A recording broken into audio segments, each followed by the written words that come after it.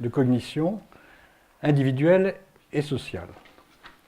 Et donc, en fait, c'est un essai de généraliser la science de la cognition de l'individuel au social. Si vous regardez l'ensemble des disciplines qui s'intéressent, qui ont le même objet d'étude, qui est la cognition, alors vous les avez là tout autour, je ne vais pas les parcourir, mais ce qui est intéressant, c'est qu'à partir du moment où on a le même objet d'étude, on peut prétendre créer une nouvelle science. En anglais, cognitive science, c'est au singulier. En France, on dit souvent les sciences cognitives. C'est une erreur profonde, c'est-à-dire qu'on oublie de faire l'effort d'intégrer les sciences cognitives en une science cognitive. Et donc, c'est dans cet esprit-là que je vous parle. C'est dans l'esprit de faire vraiment une science cognitive, et qui ne soit pas simplement une science cognitive au niveau individuel, mais aussi au niveau social, que font aujourd'hui les réseaux sociaux, scientifiques, Facebook, etc. Et ça vaut vraiment la peine de se poser la question. Il y a quand même des questions de fake news, etc. Donc, ça vaut vraiment la peine d'élargir la science de la cognition aussi à la cognition sociale. Voilà, c'est le contrat que j'ai devant vous. On va voir si ça marche. Alors, bien sûr, c'est difficile à faire, parce que lorsqu'on regarde ces questions de la cognition, ça va des neurotransmetteurs jusqu'au web en passant par les réseaux sociaux. Donc un grand nombre d'échelles qui interagissent entre elles avec de la causalité qui va bottom-up et top-down. Et c'est ça qu'il faut essayer d'attraper.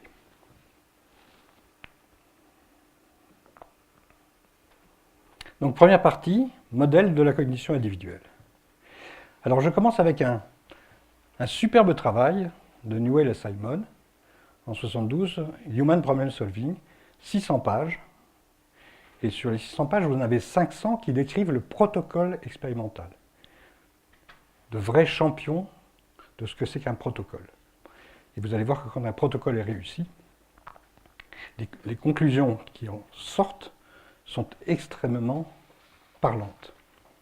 Donc le protocole, ils prennent des sujets comme vous et moi, en train de résoudre des problèmes, et ces problèmes ne sont pas trop difficiles. Ça se résout de 10 à 30 minutes. Et les observations, ils enregistrent tout ce à quoi pense le sujet quand il résout des problèmes. Et donc ces observations, elles sont certes au-dessus du dixième de seconde, puisque quand on parle, on ne parle que de phénomènes qui se passent dans le cerveau au-dessus du dixième de seconde.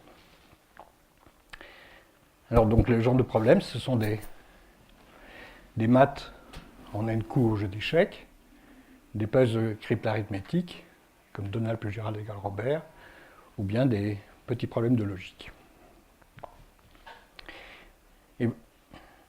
Et au bout de ces 500 pages, vous avez 100 pages de conclusion. Et ces 100 pages de conclusion sont organisées en 10 fois 10 pages. Et pour commencer chaque 10 pages, il y a le résumé de leur thèse.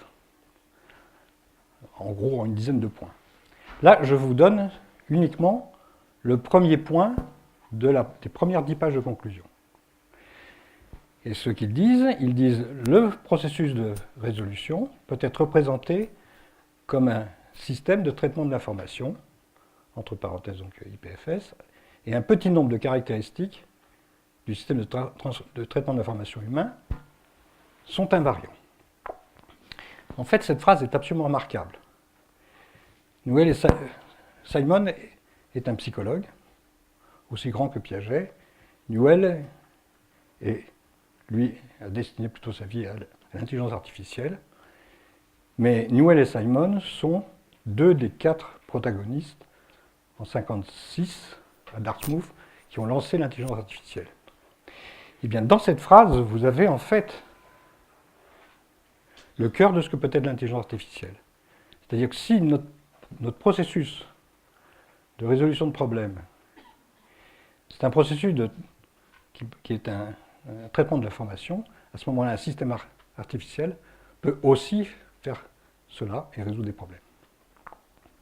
Et donc, cette phrase, effectivement, c'est un pont vers l'intelligence artificielle. Alors, voyons un peu ce que donnent ces caractéristiques invariantes du système de traitement de l'information humain. Donc, vous avez la mémoire court terme. À un moment donné, vous avez 7 chunks de votre mémoire court terme. Et si vous voulez rappeler quelque chose venant de la mémoire long terme, ça prend 1 seconde. Et si vous voulez, mais la chose la plus difficile, c'est de mettre en mémoire long terme une nouvelle association à partir de ces chunks d'informations séparés de la mémoire court terme. Si vous voulez mettre dans la mémoire long terme, associer 3 chunks, ça va vous prendre 7 secondes que multiplie 3, 21 secondes. Et donc, ici, on voit que c'est un peu dur d'apprendre. C'est plus dur d'apprendre que de retrouver ce qu'on sait, bien sûr. Je crois d'ailleurs que 1 seconde pour retrouver quelque chose en mémoire long terme, c'est pas 1 seconde, c'est 1/10 de seconde. Alors, puisque c'est difficile de mettre quelque chose en mémoire long terme, eh bien, il y a une manière, et chaque fois que les humains ont une difficulté, ils cherchent des moyens de détourner la difficulté. Si vous prenez une feuille de papier et que vous notez quelque chose, c'est plus rapide de le mettre sur une feuille de papier et c'est aussi facile à retrouver. Donc les mémoires externes, elles ont cet avantage sur les mémoires à long terme, c'est qu'on peut beaucoup plus facilement retrouver ce que l'on veut. Alors aujourd'hui, bien sûr, la mémoire externe privilégiée par l'homme, ce n'est pas la feuille de papier. C'est ce que certains d'entre vous ont devant les yeux. C'est bien sûr l'ordinateur. On peut se demander si l'ordinateur n'est pas d'abord une mémoire externe.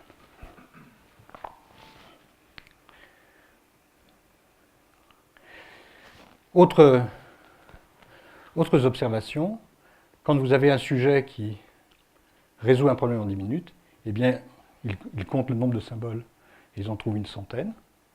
Il trouve une centaine d'étapes de raisonnement.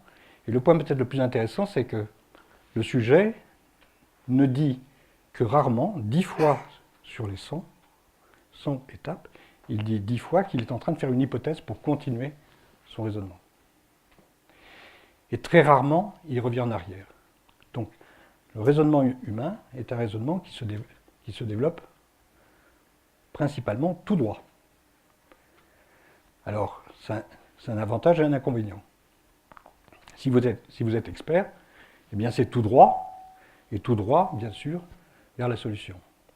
Si vous ne l'êtes pas, c'est tout droit, mais ça va nulle part.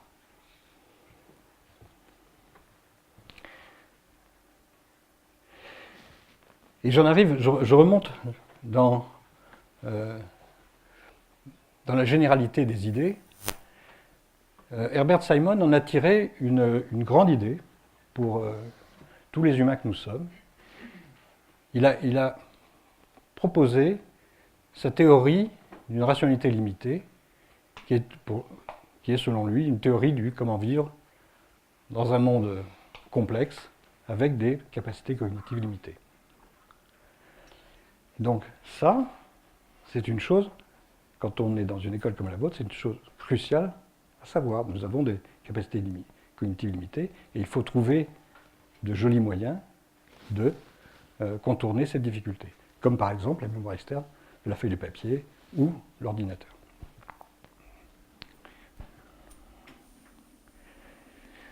Au passage, je vous livre son très joli concept de satisficing solution. C'est un néologisme anglais qui mélange satisfying et ficing.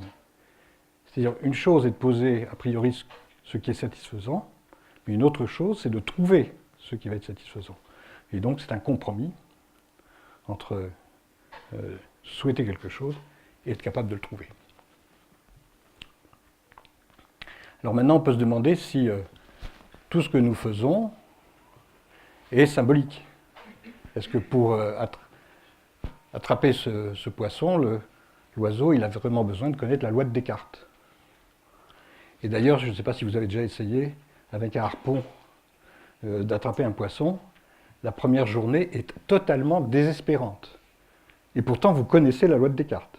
Vous savez très bien quel est le phénomène. Bon, et il y a évidemment plein de choses de ce genre.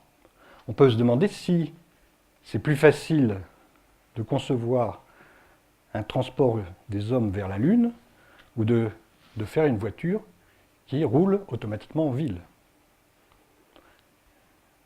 Eh bien, il semble bien que, vu l'histoire que nous partageons tous, ce soit beaucoup plus facile d'aller sur la Lune, puisqu'on l'a fait il y a 50 ans, et que les voitures autonomes, ça commence à arriver, et ce n'est absolument pas clair que ce soit fiable. Et pourquoi donc? Pourquoi est-ce que on ne permet à des jeunes de conduire une automobile en ville qu'à partir de 16 ans ou 18 ans? Qu'est-ce que ça veut dire? Ça veut dire que l'on permet de se lancer dans cette opération seulement quand on pense que des jeunes ayant vu comment fonctionnait la ville depuis 16 ans ont vu suffisamment de choses pour maintenant être capables de conduire. Et conduire une automobile en ville, ce n'est pas la chose la plus difficile. Il y a encore plein d'autres choses bien plus difficiles. Et donc, ce qui nous permet de vivre, de réussir des choses, c'est beaucoup lié à ce qui se passe avec cet oiseau. Alors donc, qu'est-ce que nous partageons avec cet oiseau? Nous partageons par exemple un système visuel. Et généralement, la modélisation de ce système visuel, ça part de l'œil. Vous avez ensuite le noyau géniculaire latéral. C'est le premier niveau de traitement dans le cerveau. Et puis ensuite, vous avez une vingtaine d'aires corticales qui travaillent pour interpréter ce qui arrive dans l'œil. Mais est-ce que c'est suffisant de regarder le système visuel comme ça, ou est-ce qu'il ne faut pas le regarder de façon plus complète en regardant quels sont les nombres de fibres nerveuses qui arrivent au premier niveau de traitement? Si vous les regardez, vous avez 20% qui arrivent de l'œil et 80% qui arrivent du reste du cerveau. Donc qu'est-ce que vous regardez quand vous regardez? Est-ce que vous regardez d'abord ce qu'il y a autour, ou est-ce que vous regardez d'abord ce que vous avez déjà dans la tête? Alors, ça a un inconvénient. C'est que, éventuellement, on ne va pas faire un diagnostic valide de ce qui se passe autour. On va perdre en validité. Mais qu'est-ce qu'on gagne? Eh bien, on gagne quelque chose de fondamental. On gagne en viabilité. Parce qu'on va chercher dans toute son histoire ce qui va nous permettre de faire exactement le bon geste au dixième de seconde, celui qui sauve. Donc, si vous prenez même un papillon éphémère, il enchaîne 1 million de cycles sensorimoteurs dans une journée, et c'est 1 million de cycles sensorimoteurs réussis.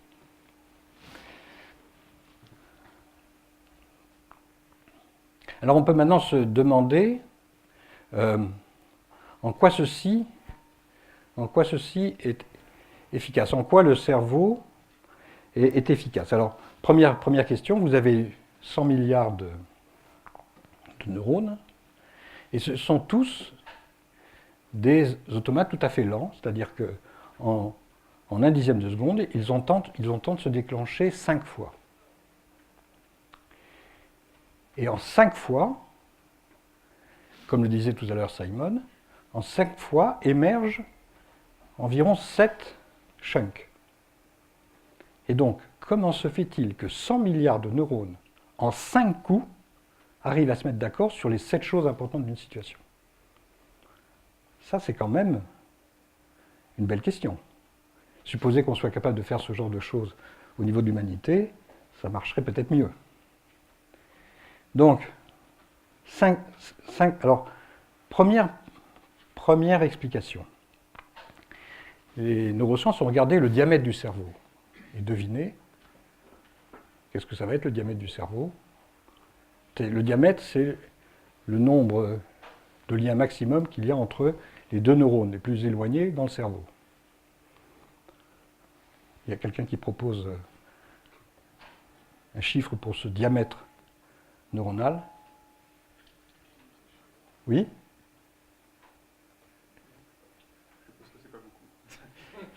Eh bien 5. Voilà, c'est 5, 6. Et donc, en 5-6 coups, chaque neurone a la possibilité d'influencer chaque autre et d'être influencé par lui. Donc ça, c'est le premier secret, le premier grand secret. Et donc aussi, quand vous voulez qu'un réseau social, par exemple scientifique, se mette à mieux marcher, il faut essayer de diminuer le diamètre du réseau. Là, ça va mieux marcher comme un seul homme. Alors, le deuxième grand secret du réseau neuronal, c'est de se demander comment émergent ces 7 chunks.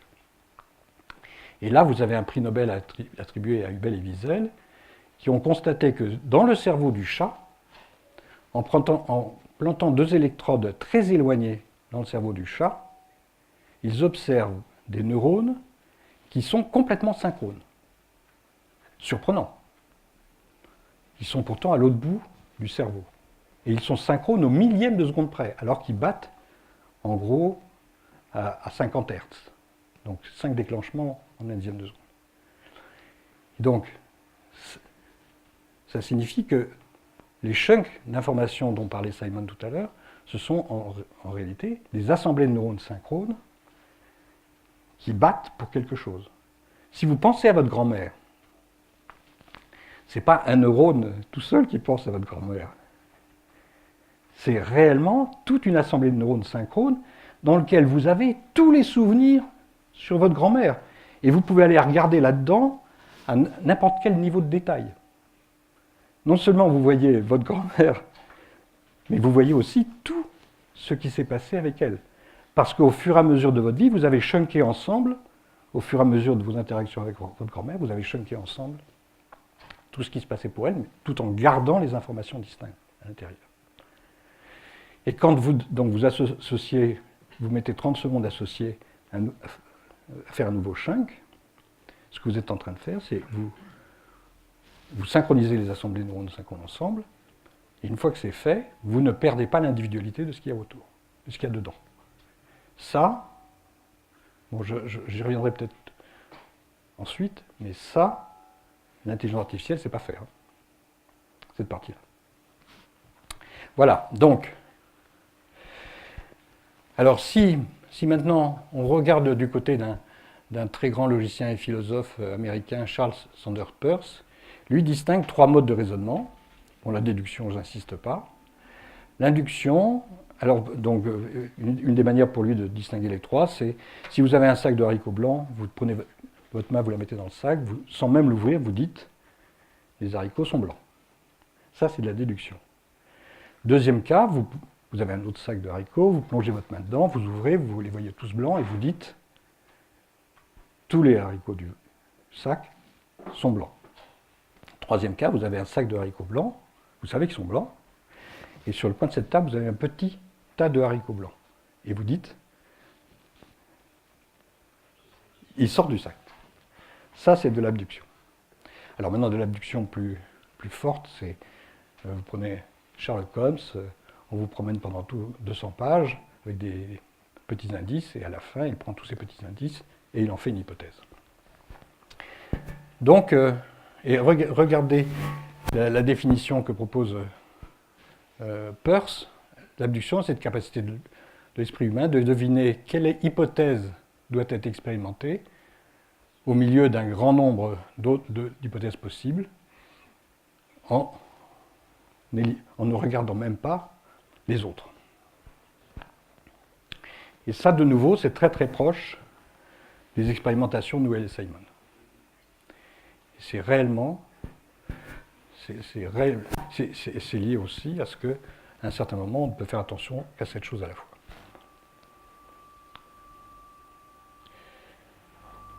Peut-être que je vais passer ceci. Autre point crucial pour comprendre les systèmes cognitifs que nous sommes, c'est l'apprentissage par renforcement.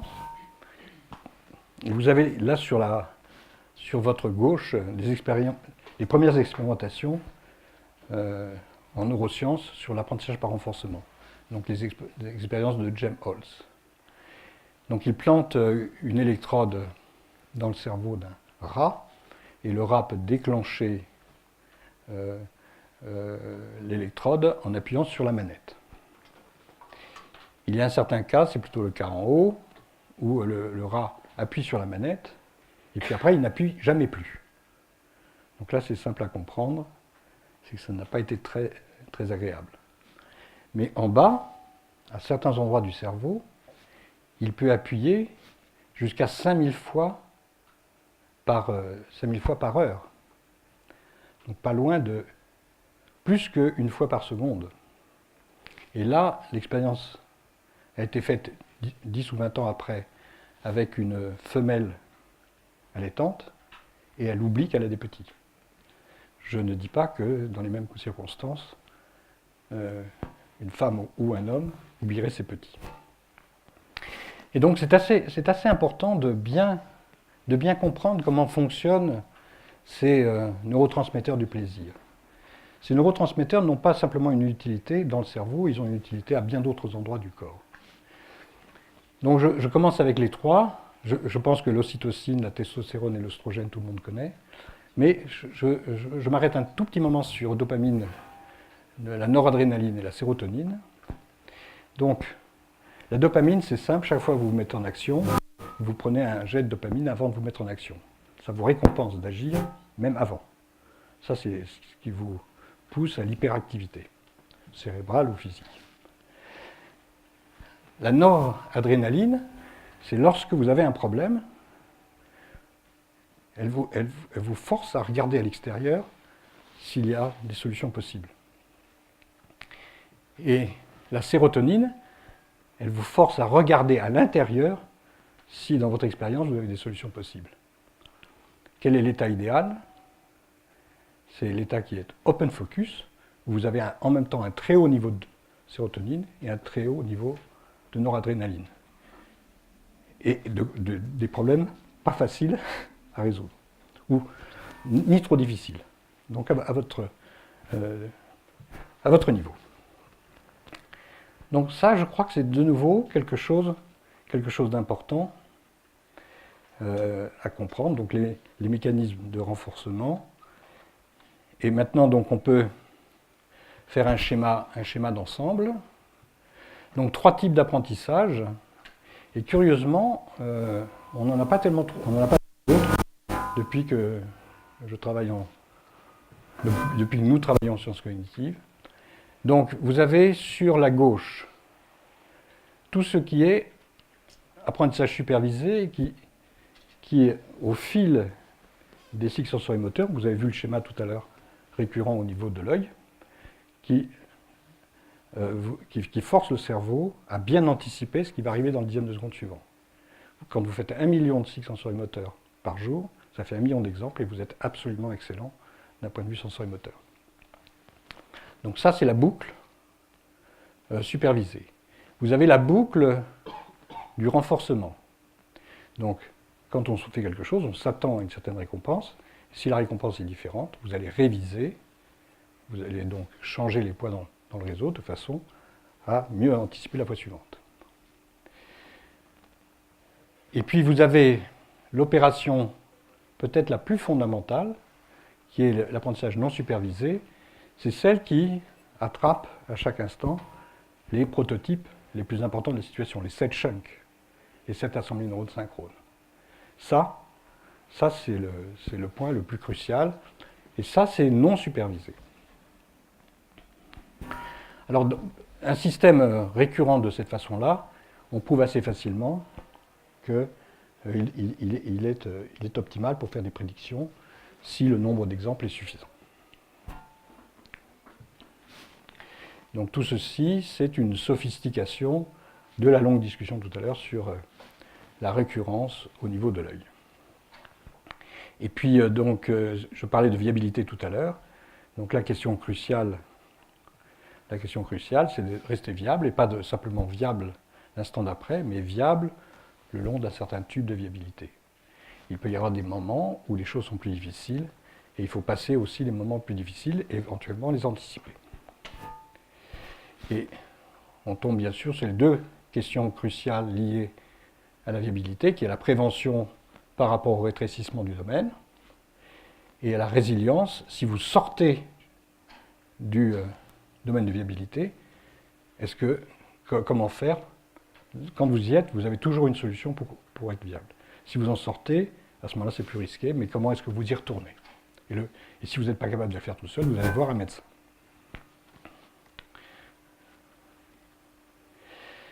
Alors donc, si je résume ces trois paradigmes de la cognition individuelle, vous avez le paradigme cognitiviste, où la cognition, comme dans l'expérience de Simon, ce sont des symboles. Quand est-ce que vous réussissez? C'est quand... Et les symboles valent pour l'état du monde. Et quand est-ce que vous réussissez? C'est quand vous êtes capable de prédire l'état du monde à l'instant d'après. Donc c'est la validité. La connaissance est symbolique. Le type de raisonnement associé, c'est la déduction. Et le modèle du self, c'est de l'auto-apprentissage qualitatif. Pour le connexionnisme, eh bien, c'est très semblable à la colonne précédente, sauf qu'au lieu que l'état du monde soit représenté par des symboles, il est représenté par un état neuronal. Le même critère. On fabrique du know-how parce qu'on est à la fois qualitatif et quantitatif. L'induction parce que c'est le rapport avec le monde. Et on a de l'auto-apprentissage. Et le constructivisme, en fait, fait la synthèse des deux autres, mais change le critère de succès, qui est la viabilité. On obtient une connaissance qui est à la fois une connaissance symbolique et du savoir-faire. Comme le disait très bien Piaget, le savoir symbolique de l'enfant se crée au-dessus d'un savoir sensorimoteur préalablement accumulé.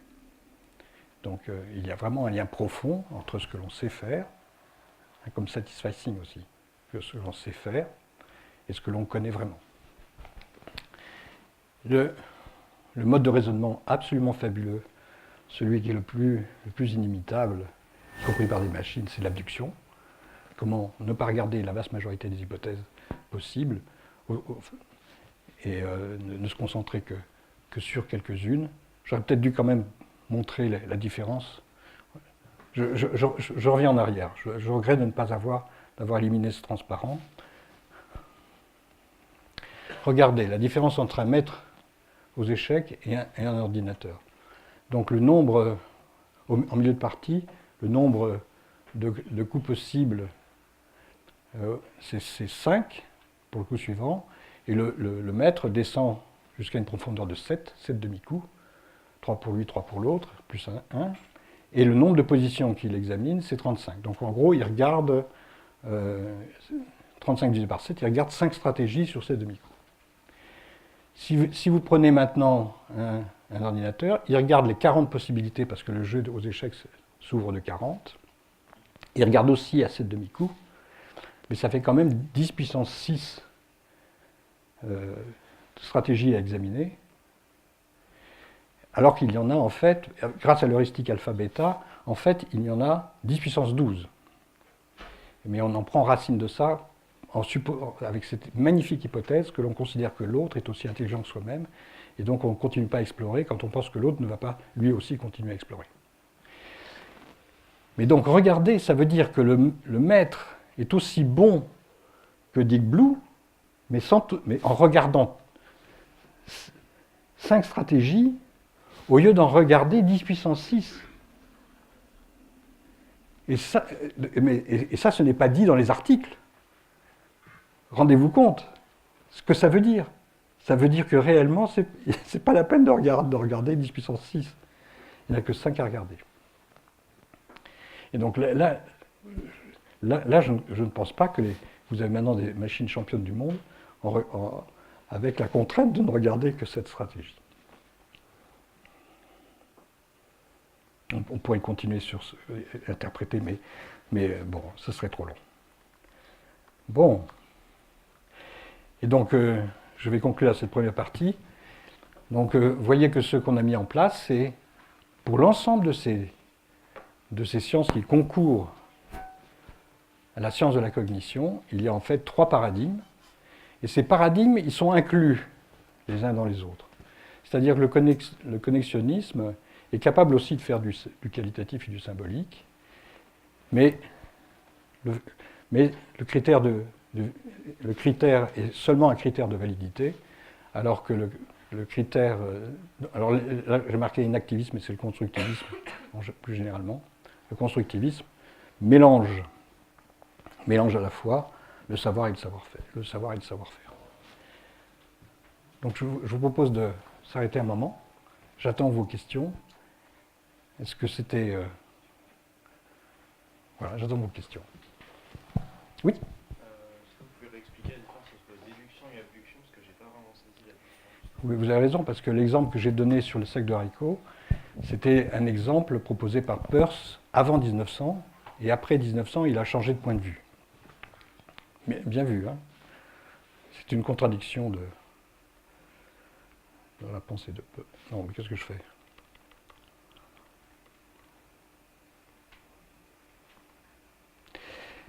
Donc, l'abduction, c'est... Vous avez une surprise à un moment donné, donc vous avez l'esprit tout rouge parce que vous n'avez pas d'hypothèse pour expliquer cette surprise. Et donc là, vous cherchez une nouvelle hypothèse. Une fois que vous avez l'hypothèse, vous partez en déduction.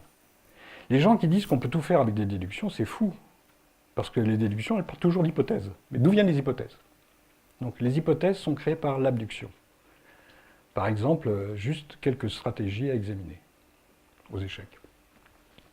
Vous partez en déduction, et en déduction, ça vous donne un certain nombre de faits que vous attendez. Et là, vous demandez la réponse de la nature. L'induction, c'est la réponse de la nature. Exactement comme en science, d'une certaine manière. Et ça, c'est la bonne manière de penser pour presque toujours. Peirce, comme Spinoza, il écrit des paragraphes et les numérote, et il enchaîne des raisonnements sur une dizaine de volumes. C'est réellement à la fois un mathématicien et un philosophe, comme dans la grande tradition des philosophes du passé. Ça vaut vraiment la peine. Hein.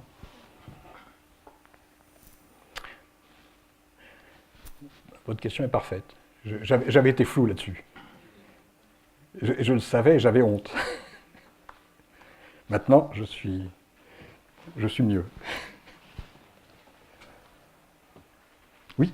Juste sur le cycle de l'œil, là, avec l'extéroperception, la proprioception.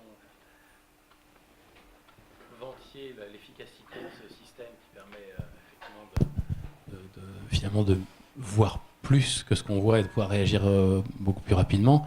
Est-ce que c'est pas, lorsqu'il y a contradiction entre les deux, est-ce que c'est pas ça qui pourrait expliquer par exemple les phénomènes de cécité cognitive qu'on trouve qui fait que ce qu'on a à l'intérieur va effacer ce qu'on vient de percevoir? Bah, tout d'abord, réellement notre viabilité, elle est liée à ça. Il y a un théorème vraiment important qui dit que si vous avez un réseau récurrent, ce qui est le cas ici, et si la manière de mettre à jour ce réseau récurrent est déterministe, alors cela vous garantit qu'il est bon pour prédire tout le futur. S'il est parfait pour prédire l'instant d'après, et ça, comme on fait 1 million de cycles sensorimoteurs par jour, on est vraiment bon pour le dixième de seconde suivant. Et encore une fois, si vous avez l'hypothèse supplémentaire que le réseau met à jour ses poids de façon déterministe, à ce moment-là, ça garantit que vous êtes bon pour l'ensemble du futur. Par exemple, si vous démarrez mettons, vous êtes aux Jeux Olympiques, là, et vous faites des choses absolument incroyables. Et puis vous retombez toujours sur vos pieds. Comment voulez-vous penser que c'est possible si ce théorème n'était pas vrai? Mais on pourrait prendre les jeux de cirque et bien d'autres choses, ou vous jouez avec 10 balles. Donc ça c'est un grand théorème, et d'une certaine manière, vous pouvez faire confiance à votre réseau neuronal si vous êtes entraîné, bien sûr. Si c'est évidemment un exercice que vous n'avez jamais fait, ça va être moins brillant. Alors maintenant, la question de la cécité cognitive, j'aurais besoin que ce soit un petit peu plus précis pour le contexte. C'est-à-dire, est-ce que vous ne voyez... Il y a plusieurs exemples. En conduite, par exemple, je suis sur une route de campagne, il fait beau, etc. Il y a quelqu'un qui passe devant. Je ne m'y attends tellement pas que je le fasse totalement de ce que je vois, et donc je ne le vois pas, simplement. Je l'ai perçu, mais je l'ai effacé de mon modèle. Et la surprise est trop rapide pour qu'on ait le temps de... Il y a un temps de latence d'un dixième de seconde qui... C'est même pas ça, il y a d'autres vidéos encore plus connues où on nous demande de regarder un groupe d'étudiants qui s'échangent des ballons de basket, et puis derrière, il y a un ours qui passe et personne ne le voit. Et donc on l'efface de ce qu'on perçoit. Oui, mais attention, on vous dit en début de l'exercice, vous devez compter exactement le nombre de passes de ballons dans l'équipe blanche. Et donc, vous faites le boulot. Vous faites le boulot et vous êtes centré sur ce boulot. Et dans ce cas-là, vous êtes plein de sérotonine pour bien vous contrôler de l'intérieur, sur bien faire le boulot. Alors évidemment, le chimpanzé qui passe et qui est pourtant complètement étrange dans le tableau, vous ne le voyez pas, oui. Cette expérience-là, elle est très belle. Mais elle se tient parce qu'on vous a donné une tâche. Et vous voulez bien faire la tâche. Donc, vous abusez tout pour la tâche. Bon.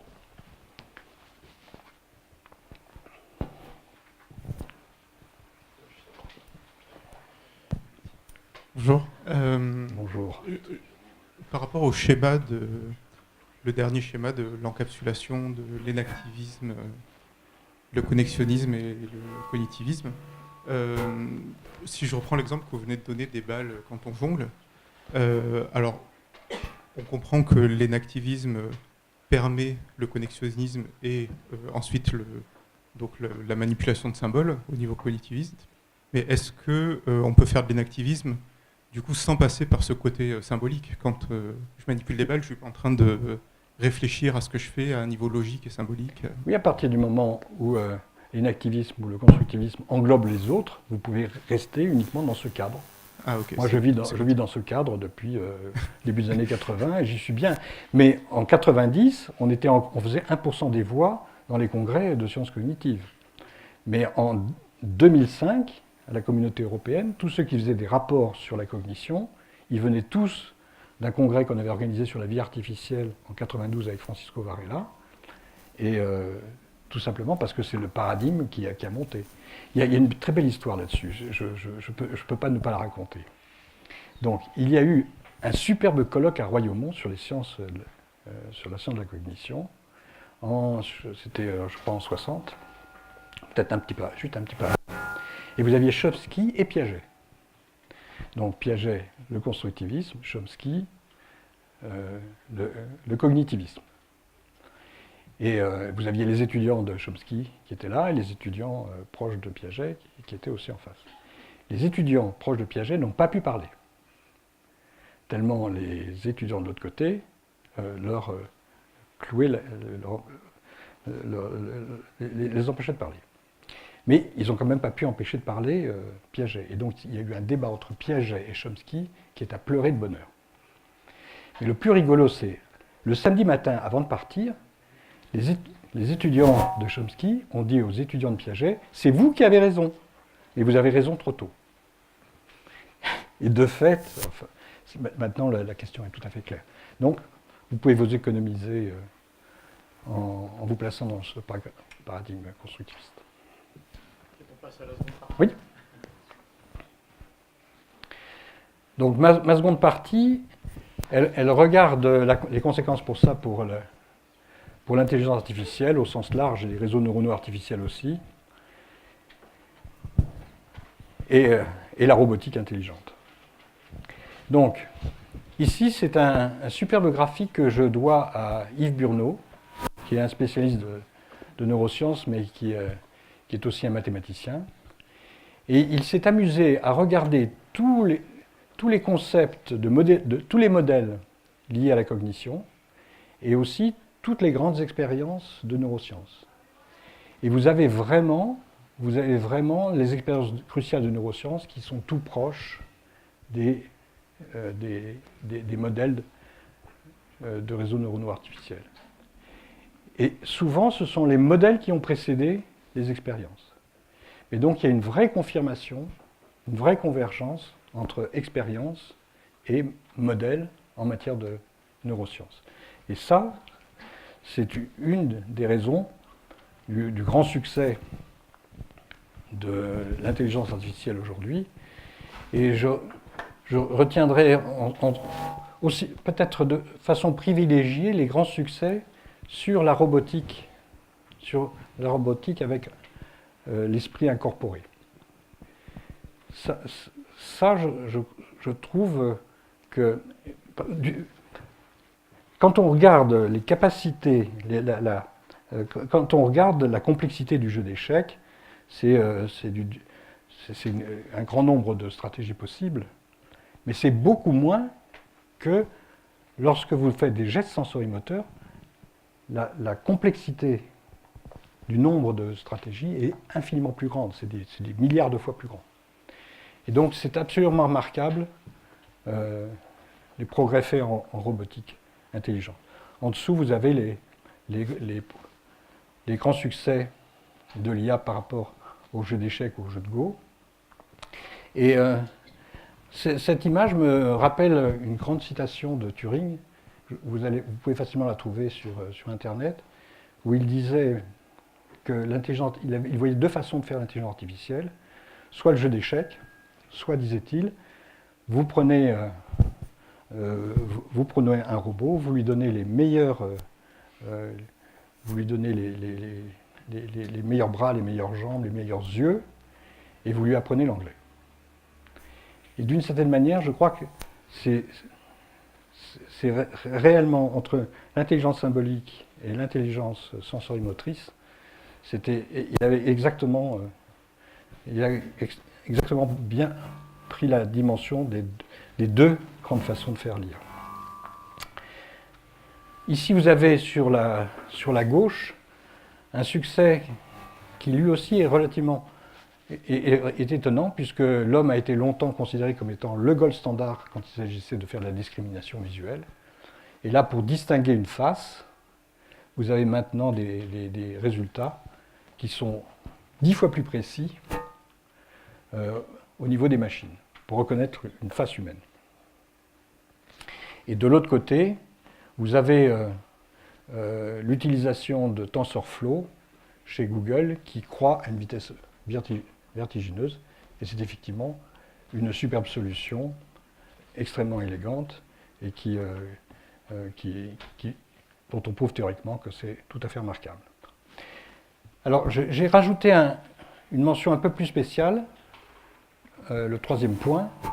Là, il y a probablement une possibilité extrêmement large de faire des systèmes intelligents qui sont aussi construits sur la base d'un grand nombre d'exemples avec un réseau neuronal. Vous apprenez avec un réseau neuronal, et après vous ouvrez le réseau neuronal et vous pouvez décoder l'expertise.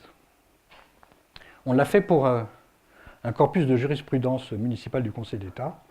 Donc, on avait une collègue qui avait fait sa thèse d'État sur cette jurisprudence et qui avait 1000 cas. On le fait apprendre à un réseau neuronal. Une fois que le réseau neuronal a appris, on a ouvert le réseau et on a trouvé quelles étaient les règles équivalentes du Conseil d'État. Et c'était pour le Conseil d'État, c'est déontologique que quand il casse l'arrêté d'un maire, il dit étant donné que, je casse ou je ne casse pas, mais il ne peut pas donner ses raisons. Donc, ce que l'on a effectivement attrapé, c'est dans quel cas le Conseil d'État casse ou ne casse pas une décision municipale. Et ce sont des étudiants de Centrale on avait commencé à le faire en détail, qui ont regardé le réseau de règles équivalent, ils en ont trouvé 3000. Mais dans ces 3000 règles, il en suffisait d'une vingtaine pour faire 80% des cas. Donc, si vous voulez organiser des séances de formation de maires sur est-ce que le Conseil d'État va casser ou non, vous allez pouvoir expliquer ces 80 règles avant toutes les autres, en quelques jours. Mais évidemment, c'est à peu près impossible d'enseigner l'ensemble des règles. Et d'une certaine manière, c'est pour ça que les systèmes experts n'ont pas marché. En fait, quand on essayait de demander ces règles à un expert, il vous sortait royalement une centaine de règles, et après il se taisait parce qu'il n'avait plus d'idées. Donc ça, là, il y a vraiment une possibilité aujourd'hui de non seulement d'avoir un système qui donne le même résultat que l'expert, mais qui explique de façon mieux que l'expert. Et les experts, dans ce genre d'expérience, les experts sont ravis qu'on leur explicite leurs propres règles. C'est absolument merveilleux. Donc ça, c'est une possibilité qui est relativement peu utilisée aujourd'hui et que je donne en passant. Dans ces 3 types d'apprentissage, je redis ce que j'ai déjà dit, c'est que le plus subtil, c'est les assemblées de neurones synchrones. Et regardez... ça s'est bloqué. Pourquoi il ne veut plus passer? Oula! Alors les ordinateurs sont au bord du chaos, et donc ils peuvent nous surprendre, comme tous les systèmes au bord du chaos que nous sommes. Alors donc,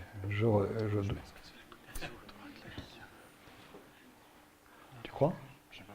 Ouais. Donc on relance. Il y est, je l'ai là. Ah non, mais il a vraiment. Oui? Il est sorti du diapo. Ah oui, d'accord. Ah mais c'est même plus grave que ça.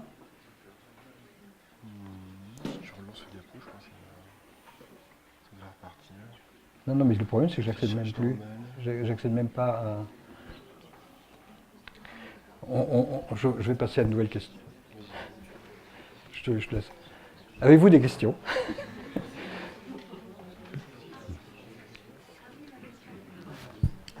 Non, je vais le faire. Non, c'est moi qui je m'occupe de tout.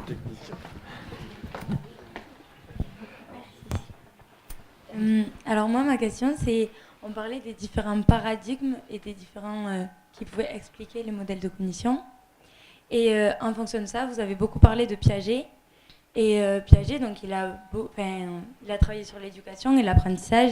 Il y a eu donc des méthodes d'apprentissage qui étaient reliées à ces théories. Et donc, en fonction des méthodes d'apprentissage utilisées, est-ce que ça n'a pas aussi une influence sur le modèle de cognition, comme une prophétie autoréalisatrice, c'est-à-dire que comme on enseigne de cette manière-là, le cerveau va confirmer la théorie puisqu'il a été formaté un peu. Alors, je vais vous répondre de façon un peu concrète. D'accord. Dans notre complexe système digital campus, on a une personne qui a lancé un groupe de travail de femmes marocaines sur comment on s'y prend avec les enfants tout petits. Et donc, il faut savoir qu'un enfant ne peut pas parler avant 12 mois, parce que le larynx n'est pas descendu. Et par contre, il peut parler avec les mains. Si vous lui faites ça, ça veut dire encore. Si vous lui faites ça, ça veut dire manger. Si vous lui faites ça, ça veut dire câlin. Et si lui, vous fait ça, qui vous regarde droit dans les yeux, vous ne comprenez pas, il considère que vous êtes complètement idiot. Il ne crie plus, mais il considère que vous êtes idiot. Et ce qui est intéressant, c'est que les enfants qui ont été éduqués de cette façon-là, quand vous les voyez 5 ans après, ils continuent à regarder les adultes droit dans les yeux, à discuter le bout de gras, et si vous ne comprenez pas, vous continuez à être idiot. Il y en a ici, les gens dans la salle. Donc la manière d'apprendre, et tout se joue, dans ma génération, on disait tout se joue avant 6 ans. Et plus ça va, plus tout se joue avant 1 an, voire de façon intra-utérine. Je ne réponds pas tout à fait, mais ça marche. Formidable. Grand merci.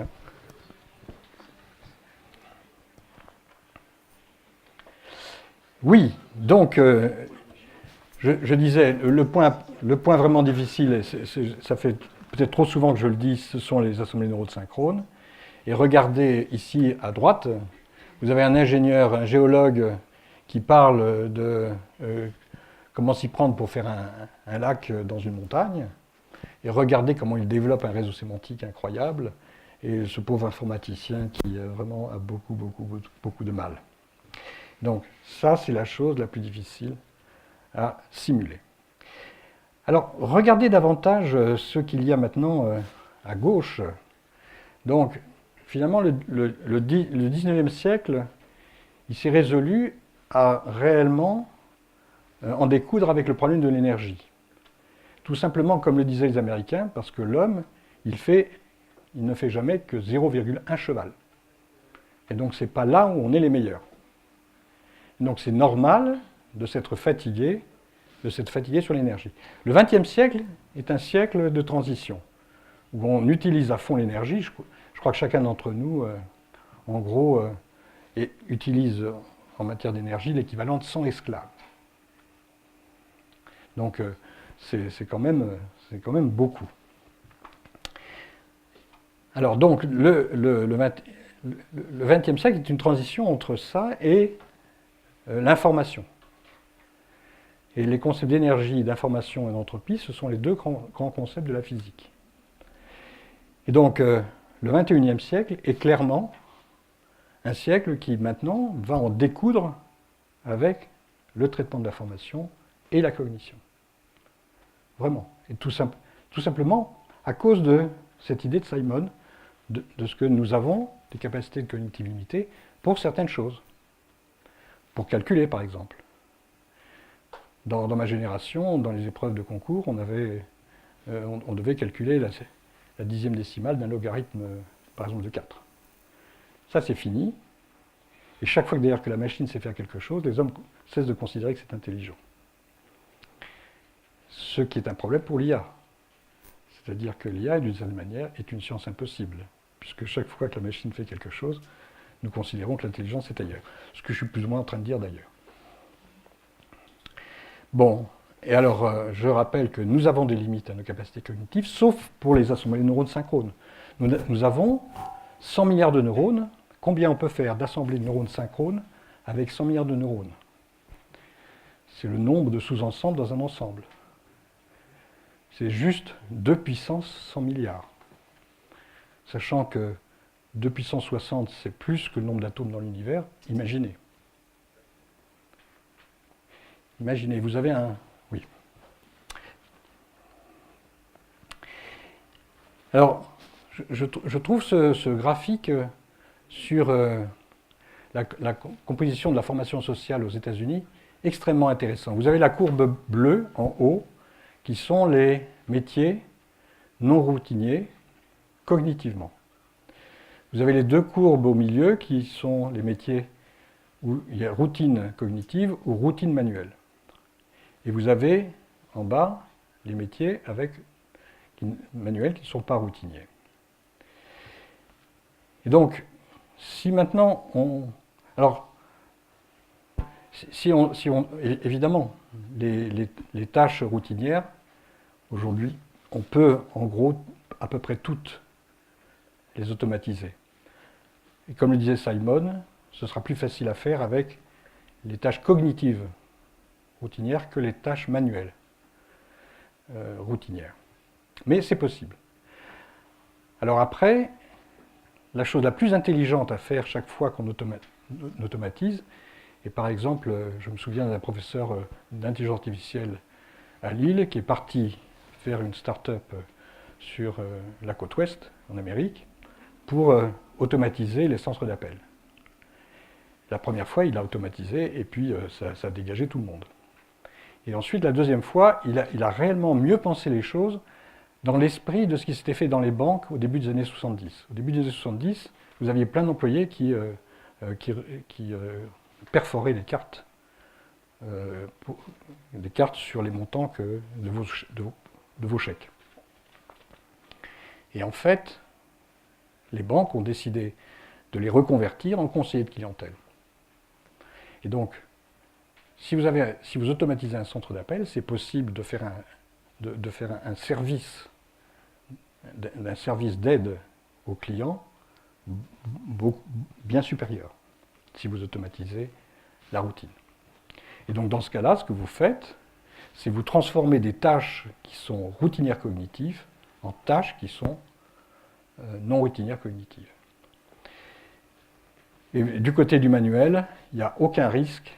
Ça va continuer longtemps. Comme disait Simon, ce sera beaucoup plus difficile de simuler un professeur d'université que de simuler un conducteur de gros engins mécaniques.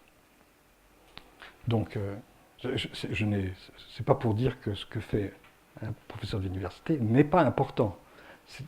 J'ai dit autre chose, n'est-ce pas? C'est plus important ce qu'il transmet. Mais c'est plus facile aussi à automatiser. Il ne faut pas disparaître non plus, encore qu'avec les MOOC. Enfin bon. Alors, peut-être mon dernier point là-dessus, sur ce transparent, c'est la position de Negri en Italie, qui dit que ce qui est en train d'apparaître, c'est une nouvelle classe sociale. Et cette nouvelle classe sociale, il l'appelle le cognitariat. Ceux qui vivent de ce qu'ils savent. Et les cognitaires, ce n'est pas tout à fait comme les prolétaires. Les prolétaires, à la fin de la journée, avec des tâches routinières, il n'a rien à faire. Tandis que le cognitaire, lui, à la fin de la journée, il a appris quelque chose de plus, et ça, il l'a dans sa tête, et personne d'autre, là, elle a à sa place. Et donc, c'est effectivement une autre société qui est en train de se mettre en place, avec plein de start-up, etc. Enfin, vous savez ça mieux que moi. Donc, je pense que, alors peut-être, les tâches routinières sont... Ah oui, alors, le dernier point, là, il est, je crois, aussi important. C'est-à-dire que les tâches routinières, c'est pour toujours. Les tâches routinières, s'il s'agit d'étudier la nature qui continue de coévoluer, et surtout avec ce que lui fait l'homme. Et si on veut aussi étudier correctement ce qui se passe entre les humains, cette coévolution, ça, ce sont des processus sans fin qu'il faudra étudier sans fin, et ce sera de la nouveauté permanente. Donc, il n'y a pas la fin du travail n'est pas pour demain, et tout particulièrement pour les cognitaires. Et mes deux derniers transparents avant de vous redonner la parole, c'est sur, je disais, le XXIe siècle, c'est réellement le siècle consacré à l'information et à la cognition. Sur l'information, quel est le statut de l'information? Et ça, ce qui est là est réellement tout à fait général, c'est-à-dire que c'est complètement transversal à toutes les sciences. Donc, si on se demande où se trouve l'information, ça se trouve entre les dynamiques ordonnées, qui ont une bonne propriété pour stocker l'information, et les dynamiques chaotiques, qui ont une grande capacité pour transmettre l'information. Donc c'est au bord du chaos qu'il faut se situer pour faire du traitement de l'information. Et si maintenant vous voulez en plus faire des transformations d'information, c'est aussi au bon endroit pour s'y trouver. Et donc on sait proposer des modèles d'automates cellulaires qui sont au bord du chaos et qui sont équivalents à un ordinateur. Et c'est aussi une idée tout à fait générale que les choses vraiment intéressantes se placent entre l'ordre et le désordre, au bord du chaos, et c'est là qu'il y a à la fois la cognition et la complexité. Et je m'arrête là à nouveau.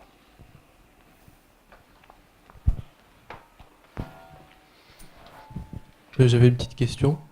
Le fait de transformer des tâches routinières en tâches non routinières, on voit que ça crée des tâches de plus en plus complexes pour les gens. Et est-ce qu'il n'y a pas un effet un peu pervers du progrès? C'est que ça laisse de plus en plus de gens sur le carreau, ceux qui ont le moins de capacité. Est-ce que c'est pas un peu tragique? Non, mais j'assume le côté tragique de la chose, oui. Dans les 30 dernières années, il se trouve que tous les gains de productivité qui ont été accumulés sont allés à 60% dans la poche des plus riches. Bon, donc, effectivement, et le fossé s'étant élargi, et maintenant, on commence à avoir quelques problèmes politiques. Donc, c'est vraiment tout à fait dramatique. Moi, je trouve que l'expérience faite par les banques au début des années 70, et c'était pas rien, la grande grève des banques de 73, ce qu'ils demandaient, c'est pas une augmentation de salaire, ils demandaient à ne plus être traités comme des pions. Et c'est à ce moment-là que les banquiers, au lieu de les mettre dehors, ils les ont gardés pour les transformer en conseillers de clientèle. Et ça, encore une fois, si on a bien dans la tête que le monde a sa complexité, que les gens font face à cette complexité et qu'il faut les aider, il y a de la place. Il y a de la place pour transformer ce travail-là. On est tous perdus, enfin en tout cas les plus anciens, vous non, la génération YZ, là, ça va bien, mais pour ceux qui sont un peu plus anciens, ce serait vraiment bien d'avoir des services de consultation à la carte quand on est en panne.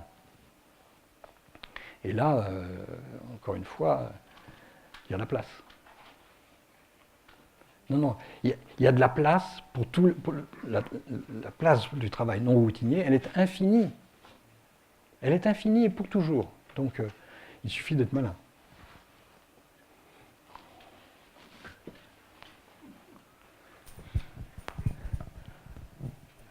Monsieur, bonsoir. Vous avez dit à un moment, c'est pour ça que les systèmes experts n'ont pas marché, en expliquant qu'un oui. expert est sec à peu près au bout de 100 règles, je crois. Et je voudrais être sûr de bien comprendre, parce que il me semblait que lorsqu'on a un corpus de règles assez vaste, mais qui est déjà donné, les systèmes experts ont quand même un intérêt. Est-ce que vous êtes d'accord avec ça ou Mais d'abord, sur le fait qu'un expert ne peut pas aller au-delà d'une centaine de règles. Il y en a qui se sont suicidés après avoir constaté que toute une vie pour acquérir leur expertise se traduisait par 100 règles et pas plus. Je crois que c'est vrai. Alors, il faut en fait comprendre ça de l'intérieur. Si maintenant je vous explique des règles dans le détail, je vais voir tous vos regards se fermer. Donc, personne n'a envie de connaître les règles de détail. Donc, dans ses interactions sociales, il n'explique que les grandes règles. Ce que je suis en train de faire.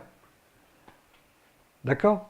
Et donc c'était quelque chose d'impossible parce qu'il ne pouvait pas le dire. Bon, alors, voilà, alors que et d'où le bonheur d'un expert, quand on lui explicite toutes ces règles, de voir tout ce qu'il sait, mais qu'il ne savait pas explicitement. Mais encore une fois, ce n'est pas utile forcément de tout savoir ce qu'on sait. Du moment que, d'un point de vue sensorimoteur, on remplit correctement sa page de calcul ou ses réponses à la question posée.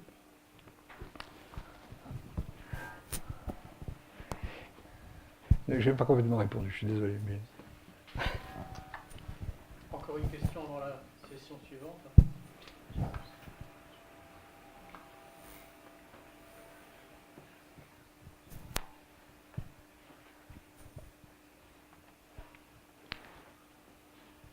Ça va, Paul, au fait, on vous a même pas offert à boire. Eh ben, je suis allé me chercher la petite bouteille, et merci de me rappeler que c'est le moment. Le sens de l'utiliser. Bon, alors nous continuons. Alors, là, j'ai vraiment besoin de toutes vos questions, hein, parce que c'est la première fois que je fais ce cours. Le dernier passage aussi, mais celui-là, c'est la première fois. Et j'ai vraiment besoin de toute votre intelligence collective.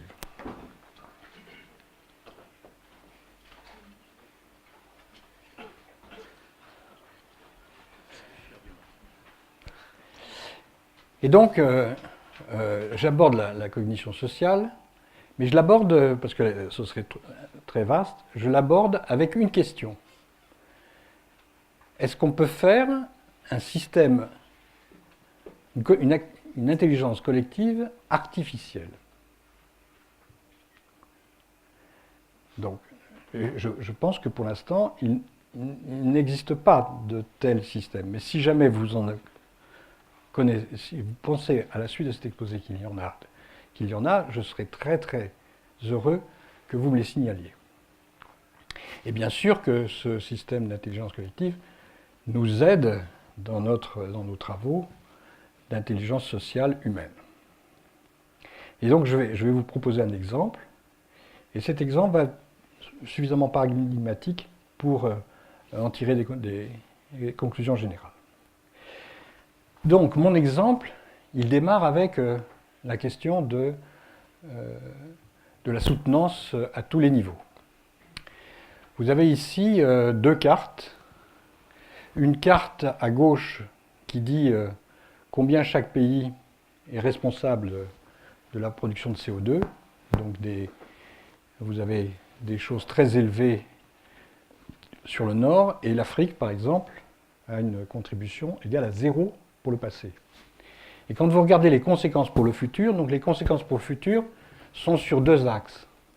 Il y a un axe qui dit la gravité, comme ça, et il y a un axe qui dit le défaut de préparation. Et donc le pire, c'est l'Afrique, qui n'est pas préparée, et pour lequel ce ne sera pas 1,5, mais 3,5. Et puis vous voyez toute la carte du monde, et c'est plutôt les pays du Sud qui vont effectivement trinquer. Ce qui veut dire, si c'est les pays du Sud qui trinquent, on peut très bien se payer des sécheresses monumentales en Afrique, et de l'ordre de 100 millions d'immigrés. Hein. Et comme il y a montée des eaux, au Bangladesh, c'est aussi pas loin d'une centaine de millions de gens qui vont migrer. Les 2 millions de la Syrie, c'est une goutte d'eau. Hein. Et vous êtes malheureusement, ça risque de se produire un peu après que je ne sois plus là, mais je tiens à vous prévenir. Donc comme le disent de plus en plus, et j'aime bien cette façon de l'exprimer, tout le monde est à peu près au courant, l'Anthropocène est de plus en plus proche d'excéder son domaine de viabilité. Safe Operating Space, c'est une belle expression pour parler du domaine de viabilité. Donc là, j'ai un gros problème de domaine de viabilité qui se pose de façon multi-échelle, qui se pose aussi bien au niveau global qu'au niveau de différents pays et au niveau éventuellement de régions, voire de villes ou de fermes. Et je crois que ces deux photos plaident vraiment très fortement pour étendre le principe, la théorie de la justice de Rawls, d'un seul pays, parce que Rawls proposait cette théorie de la justice pour un seul pays, de l'étendre pour la Terre à tous les niveaux. Donc voilà le problème posé, multilevel sustainability and equity. Alors il se trouve que des scientifiques qui sont dans International Council of Science ont aidé à fabriquer ces 17 objectifs durables des Nations Unies et aussi 165 targets, donc en spécialisant les buts. Donc vous avez ici l'agenda 2030 pour le développement soutenable, et vous avez dedans à égalité des questions écologiques, des questions sociales, et des questions économiques. Donc ça, c'est de nouveau quelque chose d'important, surgit à présent, le fait qu'on ne peut pas simplement justifier que l'on fait des choses parce que ça augmente le PNB, mais il faut aussi que la comptabilité avec la nature soit correcte, et que la comptabilité sur les effets sociétaux soit correcte. Et donc, ces objectifs, on peut leur mettre un chapeau qui est le chapeau du bien-être mutuel. Bien-être mutuel, 17 objectifs, 165 targets. L'éco-socio-économie, alors les écologistes durs, en général, mettent l'économie à l'intérieur du social et à l'intérieur de l'environnement. Donc c'est l'environnement qui mène la danse. Ici, on peut avoir des choses plus ou moins importantes des trois côtés. Et ce qui est intéressant, c'est assez joli de voir ici ce qui est viable, ce qui est équitable. Et vous avez l'intersection finale qui est sustainable. Donc en tout cas, quand vous faites du sustainable, c'est-à-dire que vous prenez bien en compte les 3 aspects. Vous avez des références pour aller voir si vous voulez connaître un peu plus là-dessus. Et en même temps, les Nations Unies proposent un nouveau système de comptabilité où vous avez en haut à gauche le tableau d'échange interindustriel tout à fait classique, comment chaque branche industrielle prend des ressources dans les autres branches pour pouvoir faire une production finale. La production finale est à droite, donc vous avez les exportations et la consommation finale. Et puis alors maintenant, vous avez vers le bas, vous avez, si vous regardez bien, vous avez comment fonctionnent les échanges avec la nature, et présentés de la même manière. Si vous consommez 1 litre d'essence, combien ça va vous faire de kilos de CO2 ? C'est beaucoup plus qu'un litre d'ailleurs, hein, c'est 2,4 kilos. Hein. Chaque litre d'essence, ça fait 2,4 kilos de CO2. Donc, vous avez toute la comptabilité avec la nature, et d'une certaine manière, ce qui manque encore, c'est ici, le facteur humain, il est uniquement représenté par la quantité de travail. Et là, en fait, le progrès suivant, ce serait d'avoir 17 lignes pour les 17 objectifs des Nations Unies. Probablement que vous ne savez pas trop que Jacques Delors, ça vous dit quelque chose quand même, peut-être. Jacques Delors, non? Oui. Bon. Donc Jacques Delors, en 1970, il avait proposé toute une batterie d'indicateurs sociaux. Et il disait, bon, dedans vous aviez le nombre de suicides, la quantité de neuroleptiques mangés dans une année, ainsi de suite. Et il voulait qu'on regarde toute sa batterie pour voir si la santé d'une nation s'améliorait ou pas. Et donc, encore une fois, ces 17 objectifs, ça devrait rentrer là-dedans, mais probablement... Il se trouve que le comité de ICSU qui a fait ce travail se trouve à l'intérieur de notre campus numérique du système complexe, donc on compte travailler avec lui.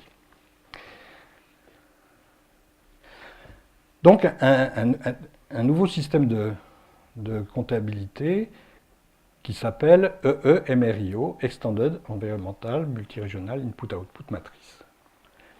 Aujourd'hui, elles sont toutes fabriquées par décontraction top-down. Et là, l'approche que je vais discuter, elles vont aussi se fabriquer bottom-up.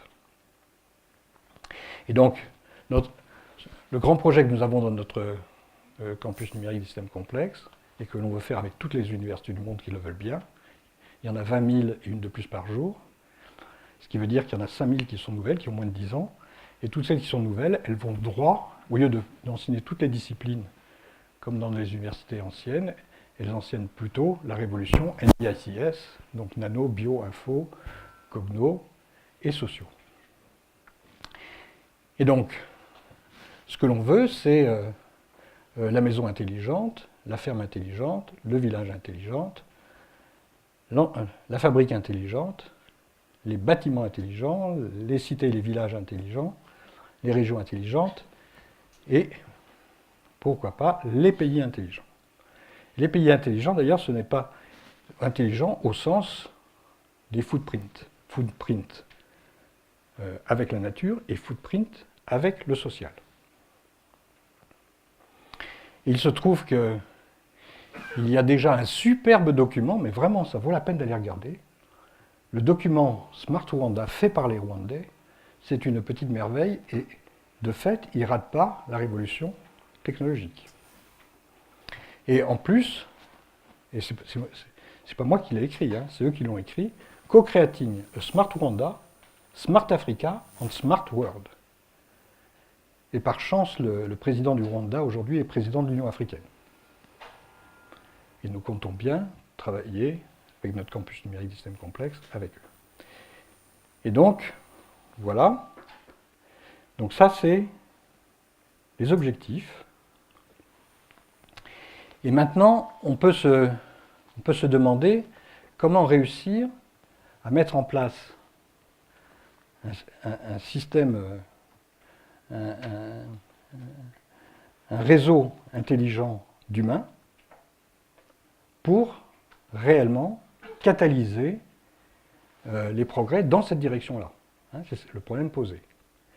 Eh bien, si on veut faire cela, on va avoir besoin de mettre aussi en place un système artificiel, et ce système artificiel, clairement, il a besoin de la deuxième révolution Internet. Regardez ce que l'on veut. Donc on veut donner la même chance à chaque individu d'être impliqué dans son propre bien-être mutuel pour avoir la trajectoire personnelle la plus intelligente possible. On veut que les trajectoires des territoires soient aussi... et on veut qu'ils puissent travailler, qu'ils soient impliqués dans des trajectoires intelligentes de tous les territoires auxquels il appartient. Sa maison, son village, ou sa ville, sa fabrique, et ainsi de suite. Et on veut pouvoir impliquer, donc, pas seulement des millions d'hommes, mais on vise les milliards. Si on prend l'Union des coopératives mondiales, cette union, elle a déclaré dans son dernier congrès qu'elle voulait vraiment les 17 objectifs des Nations Unies. Mais le nombre de coopérateurs dans le monde, c'est pas négligeable, c'est 1,3 milliard. Et donc, potentiellement, c'est 1,3 milliard d'hommes qui le jouent coopératif, ce qui correspond assez bien à l'état d'esprit d'un bien-être mutuel. Et alors, regardez les contraintes. Les contraintes, c'est une propriété et une privacy stricte des données personnelles. C'est l'interopérabilité entre vos données personnelles. Et ça, vous ne l'avez pas, ça. Pour l'instant, vos données personnelles, elles sont dans des serveurs. On veut aussi que votre identité dans vos interactions avec le web ne soit pas cassée en 1000 morceaux, avec 100 mots de passe et ainsi de suite. Et on veut aussi de la confiance dans les interactions entre humains ou entre les humains et les organisations et les entreprises. Donc c'est tout ça que l'on veut. Eh bien, la première thèse qui arrive maintenant, c'est que vous ne pouvez faire ça que si vous passez à la deuxième révolution Internet, et plus précisément si vous utilisez Interplanetary File System, où vous avez pour chaque information, qui peut être un ensemble d'informations évidemment, qui peut être un film, et le film est H-codé, et cela produit une adresse unique dans un ensemble d'adresses qui est bien plus nombreuse que le nombre d'atomes dans l'univers.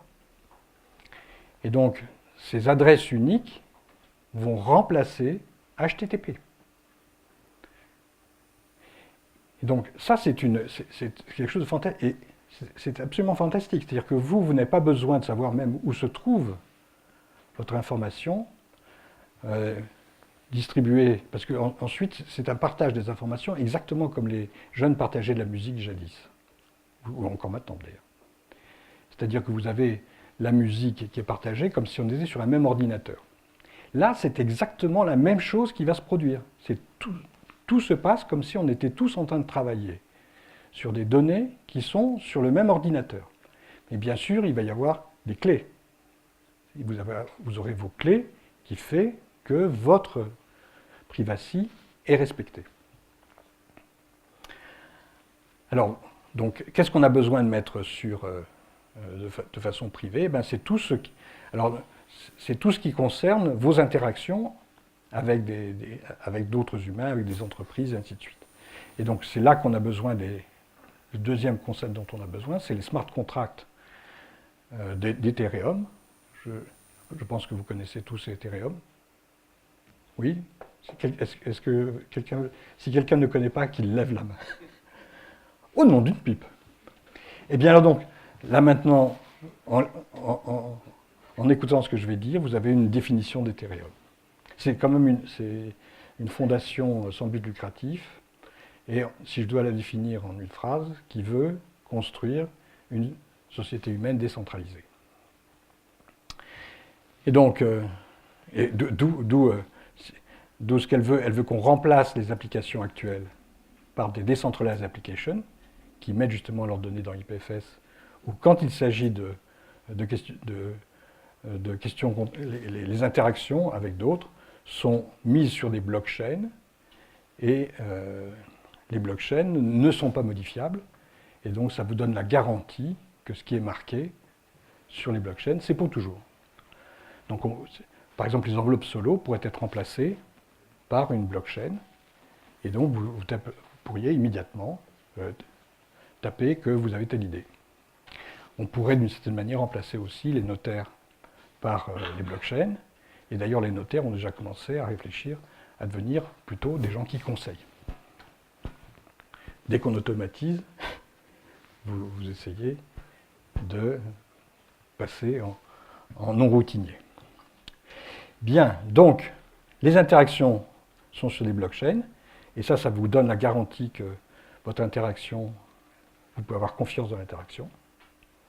Et puis, donc, vos données personnelles, là, on utilise IPFS et des clés pour avoir une propriété, une privacy et une interopérabilité parfaite.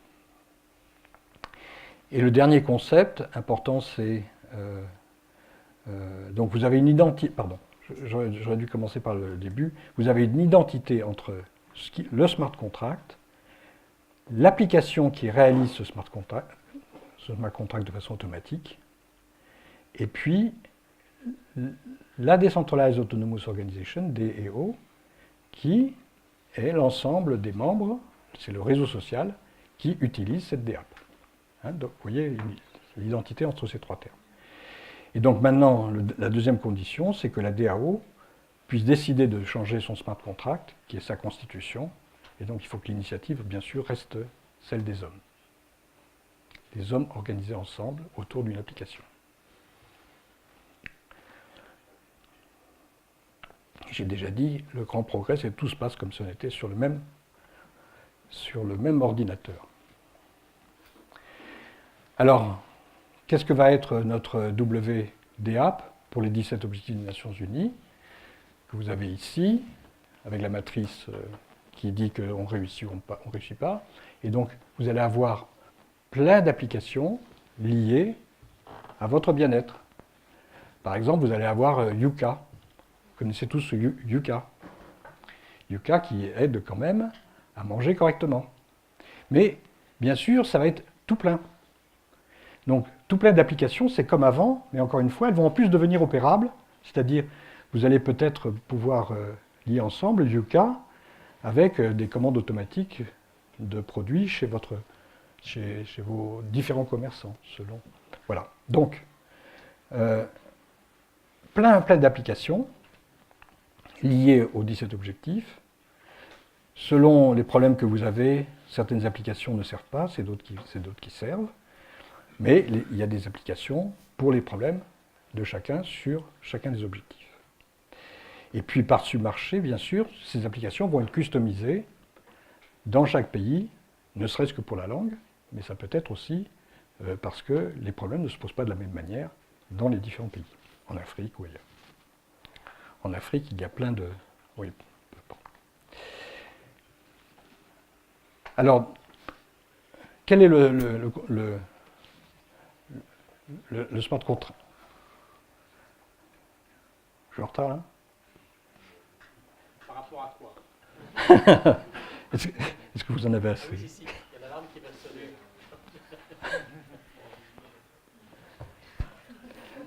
Ouais, j'avais décidé de parler vite, et puis je me laisse aller. Alors, donc, le point crucial, c'est le smart contract qui est dessiné ici. C'est-à-dire que chacun accepte de prêter ses données à la science de façon à ce qu'en retour, il obtienne des conseils dans chaque situation où il ne se sent pas bien, il ne trouve pas par lui-même les bonnes solutions. Et donc, en fait, ce qu'on est en train de faire là, le problème, c'est que quand vous avez un problème, c'est que vous n'êtes pas habitué à une certaine situation, et donc là, vous avez besoin de la réponse dans cette situation de tous les autres. Et c'est ça ce que va faire le système. Il va faire du social reinforcement learning. Il va faire de l'apprentissage social de renforcement.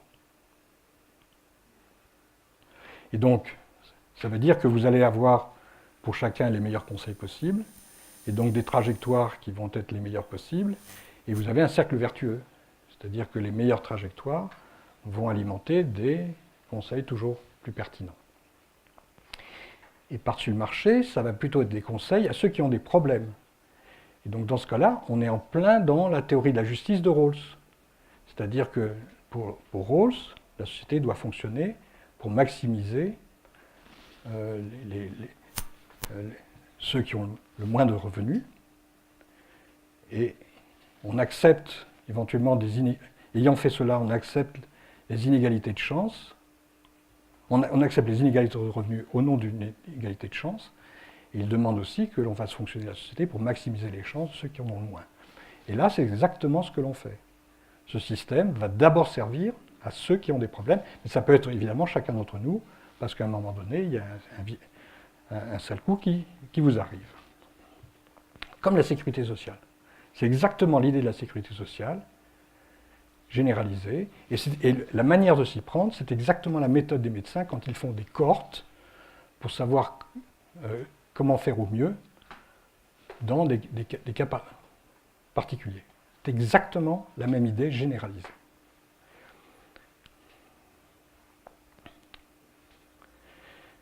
Alors, je détaille un petit peu. Si vous avez des trajectoires qui sont intelligentes, vous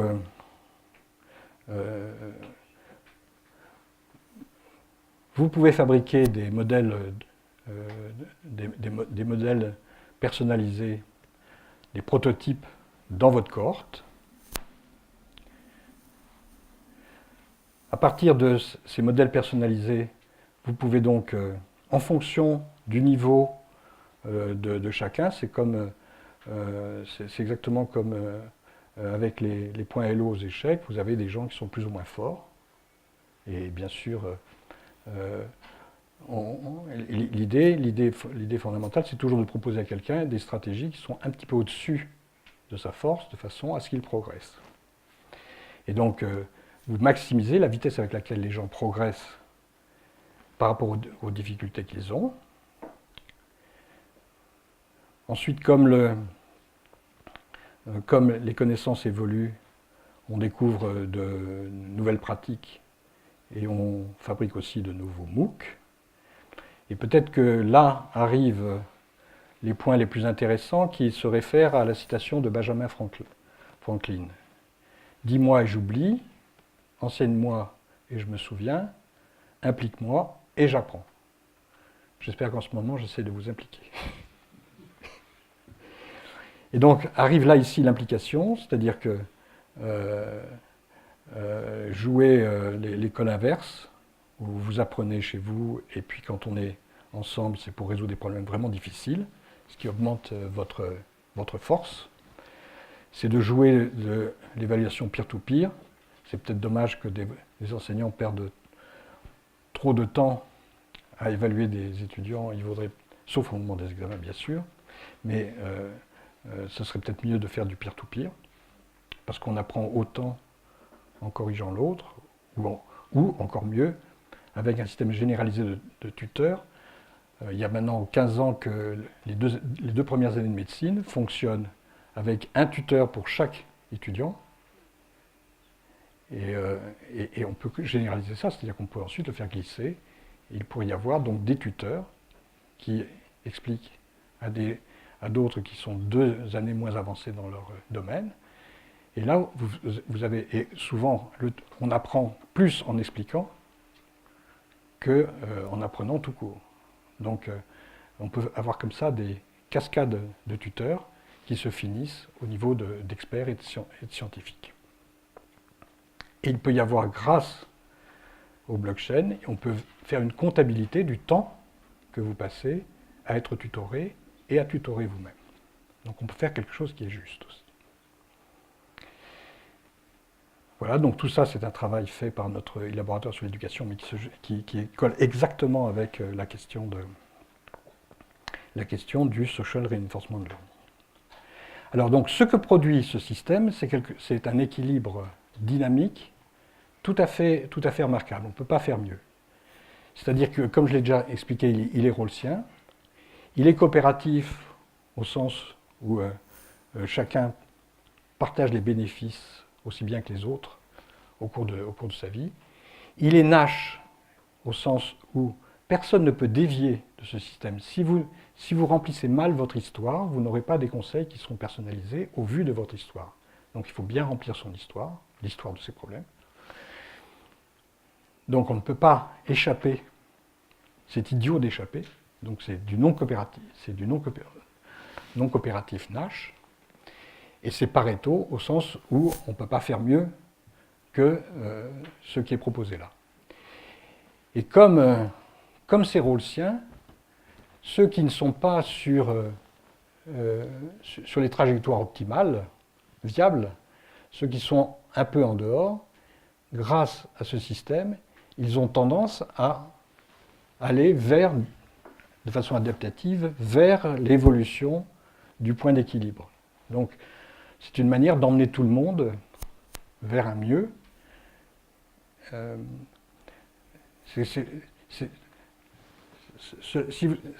revient à dire, si vous avez, mettons, des élèves qui ont des différents niveaux au départ, comme ce système fonctionne pour accélérer les progrès de ceux qui ont le plus de problèmes, vous avez un tassement de tout le monde vers le haut, et il se trouve qu'il en reste encore qui sont plus forts que d'autres, et tout ça ressemble à ce moment-là davantage à une compétition comme en sport, et on donnera des prix pour tous les compartiments, tous les compartiments du bien-être et des 169 objectifs.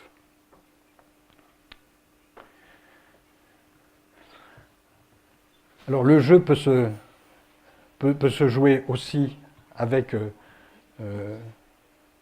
les entreprises. Tout à l'heure, j'ai parlé du Yuka et des différents supermarchés. Et donc, à ce moment-là, c'est un contrat entre l'ensemble des membres d'un territoire, vous et moi, et des scientifiques, et puis différentes compagnies. Et on demande aux compagnies, on leur demande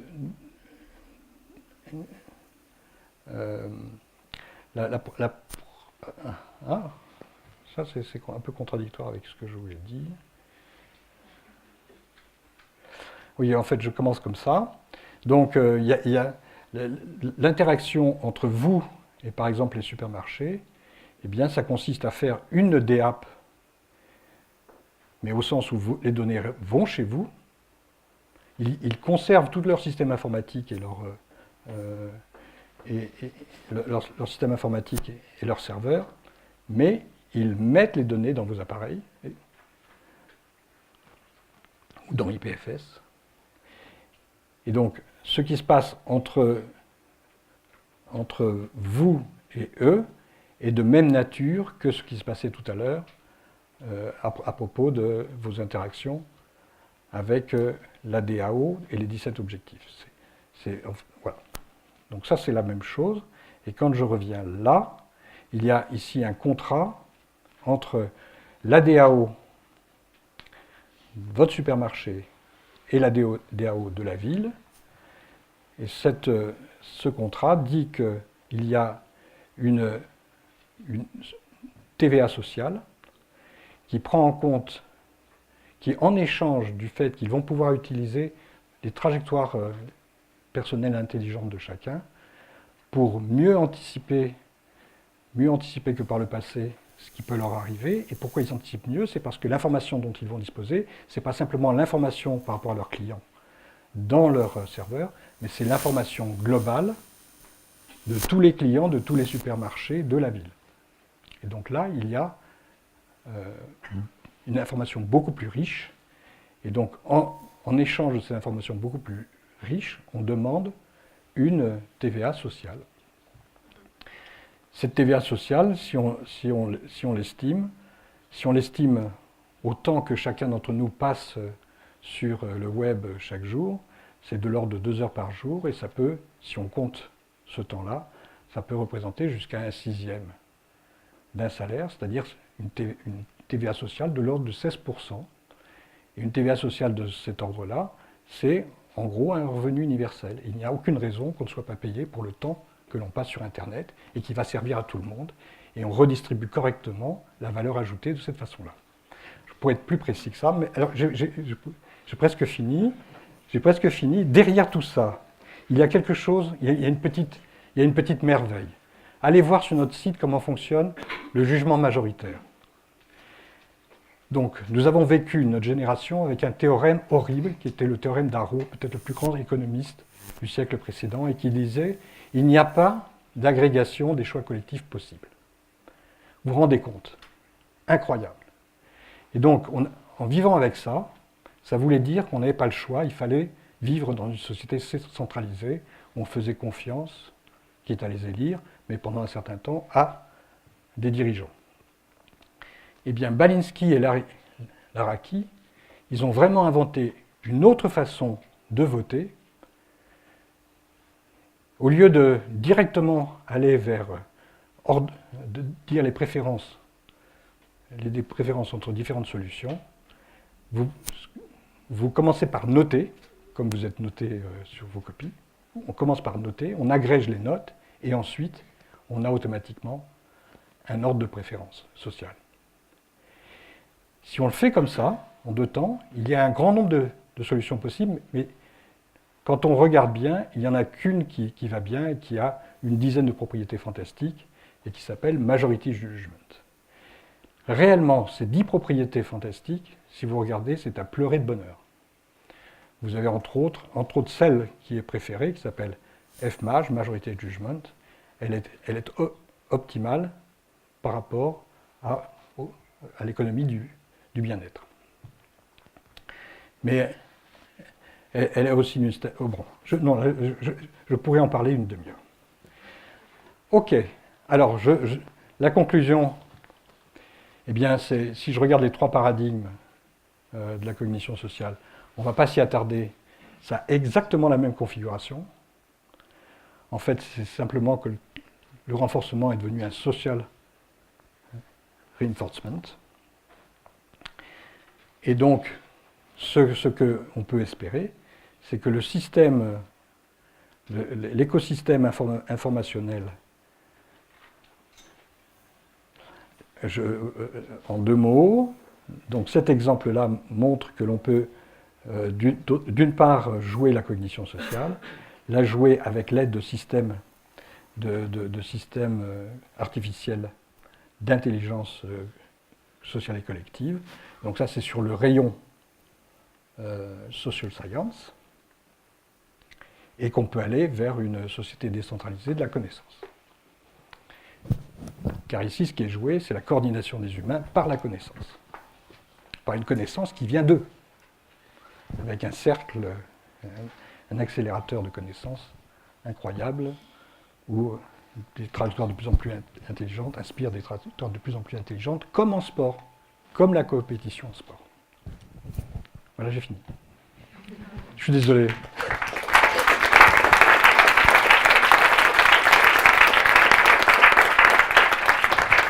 Il y a de la place pour 2-3 questions. Allez, on est contraint par le temps, mais on va se laisser deux questions. Du coup, moi j'aurais une question par rapport au smart contract. C'était surtout, en fait, comment dire, en 2016, il y a Ethereum qui s'est fait attaquer et qui a perdu notamment 60 000 $ en Ether, Ouais.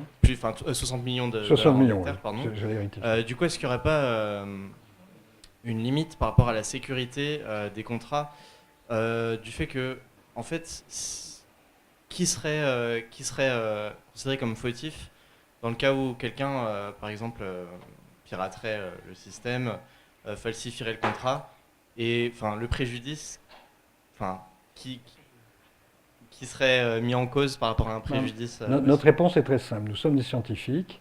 Nous avons parmi nous des gens qui savent que l'on peut écrire les spécifications d'un contrat sous forme de définition et de théorème. Ensuite, vous mettez ça dans Coq et qui vous fabrique des programmes qui sont prouvés être exactement les spécifications. L'avantage en plus, c'est que comme ensuite on peut voter les spécifications, puisque les spécifications sont en langage naturel et éventuellement traduites dans les différentes langues, et vous pouvez voter les spécifications d'un smart contract de façon internationale, et ce qui est exécuté est exactement les spécifications. Et c'est très élégant de rédiger un programme sous forme de définition et de théorème. Donc ça, on est bien clair là-dessus. Et ça, d'accord, mais la question est excellente. Votre question se rapporte aussi à la responsabilité juridique, n'est-ce pas? Ah bah oui. Oui. Oui, voilà. Parce que là, petit pitch, le 12 décembre, il y aura pour la 3e année une conférence avec un avocat, un magistrat et un savant de chez Google, Watson, qui portera sur les questions de droit et de justice induites par l'IA de façon générale. Et par exemple, la question de la blockchain, c'est un marronnier, quoi. C'est quelque chose qui est extrêmement travaillé par... même la CNIL travaille dessus. Ce sont des questions d'aujourd'hui, donc on essaiera d'en parler le 12.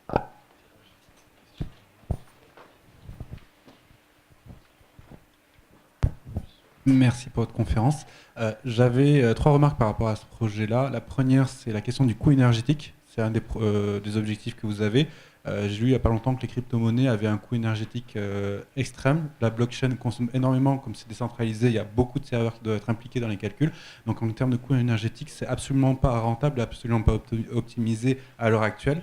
Donc ça aura un impact écologique certain probablement si ça fonctionne comme ça. Ça, c'est le premier point sur le point de vue énergétique. Le deuxième point de vue, c'est la nécessité d'optimisation, parce qu'en fait, si on doit toujours tendre à être meilleur, à faire avancer ses capacités, à quel point un être humain, enfin là c'est une vraie question plutôt philosophique, à quel point un être humain a besoin d'être optimisé? Pourquoi il ne peut pas être lui-même tel qu'il est à un instant T? Pourquoi est-ce qu'il faut qu'il se produise plus, qu'il soit optimisé? C'est vraiment quelque chose qui est sous-tendu par une conception politique dont je ne vais pas parler aujourd'hui, mais c'est rien que l'idée qu'il faut qu'un être humain donne le plus possible. Et là, c'est ce que ça sous-entend dans votre système. Et sur des choses qui sont très personnalisées. Le nouveau gain de productivité, c'est le fait qu'on personnalise. Et ça, actuellement, c'est les sociétés, par exemple, les pubs sur Internet qui sont personnalisées pour vous faire vendre plus de choses, parce que c'est les dernières marges qu'on peut avoir dans le fait d'être plus productif. Mais est-ce que c'est une bonne chose d'être plus productif, plus personnalisé? C'est une vraie question. Et la troisième question, pour adhérer à un système de société de ce genre, enfin la troisième remarque par rapport à ça, pour adhérer à un système de société de ce genre, ça sous-entend que qui définit les valeurs qui le portent? Quand on adhère à la République française, on sait très bien, on apprend depuis tout petit, liberté, égalité, fraternité, l'hymne, les valeurs, le pacte social, le contrat social de nos lois. On l'apprend, on l'intègre. Pourquoi est-ce que j'adhérerais à quelque chose que je ne suis pas, et qui le définit, cette chose que je ne suis pas, et qui le théorise? Et quelles règles générales on se donne dans la façon dont on fait? Ça aussi, c'est une réflexion qui fait que, est-ce que les gens adhéreront ou pas? Ils y adhéreront s'il y a un contrat, s'il y a un pacte, mais au-delà du contrat, juste le bénéfice personnel, c'est le bénéfice moral, global, en quoi je crois. C'est pas juste une question de bénéfice personnel. Bon, première question, l'énergie. Dans ce système-là, nous consommons 0 énergie parce que nous n'avons pas de proof of work, nous avons du proof of authority qui vient de la science. Et c'est la seule chose dont on a besoin. Donc, ça c'est pour la première question. Et encore une fois, ne travailleront que les ordinateurs de tout un chacun. Et si possible, ils travailleront dans le sud quand c'est l'hiver chez eux, et dans le nord quand c'est l'hiver chez nous.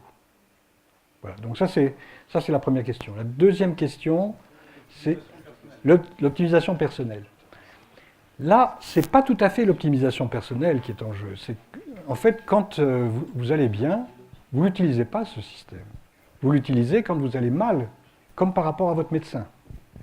Et donc là, réellement, c'est quand même sympa d'avoir des tuteurs, de pouvoir, le jour même, si vous n'avez pas votre tuteur, vous pouvez lancer une réunion sur le problème, et vous avez quelque part dans votre pays ou plus loin, des gens qui vont se réunir se réunir pour réfléchir ensemble à ce même problème. Donc là encore une fois, c'est comme par rapport au médecin. C'est quand vous avez un problème que là, vous utilisez le système. Et donc là, c'est très Rawls. Alors, maintenant, sur le fait que de la coopétition, effectivement, il y a un moment, vous n'empêcherez pas non plus que parmi les humains, il y en ait qui le jouent coopétition. Vous avez toujours des humains qui se font une face nord d'une grande montagne, et ils veulent être le premier à le faire. Pourquoi? Parce que l'espèce humaine, c'est la plus mimétique de toutes les espèces animales. Et si l'un d'entre nous est capable de faire quelque chose, ça veut dire que les autres peuvent essayer. Donc, et ça, c'est absolument crucial. Alors, évidemment, avec des délais dans l'espace ou dans le temps. Mais c'est absolument crucial que certains d'entre nous, et merci pour eux, parce que parfois ils se tuent. Ils ont une motivation telle que parfois ils se tuent. Donc, en faisant une face nord. Donc, il faut remercier ceux qui essayent de faire des choses différemment des autres, parce qu'ensuite, il va y avoir, ça va faire un attracteur vers eux. La question suivante. Sur le pacte social, dans quel cadre on doit adhérer, quelles valeurs ça sous-entend? Qui décide de ces valeurs? Qui les définit? Quelle est la croyance? Ça, c'est la question évidemment la plus grande, la plus belle. Donc ma réponse, c'est la même que celle de Castoriadis.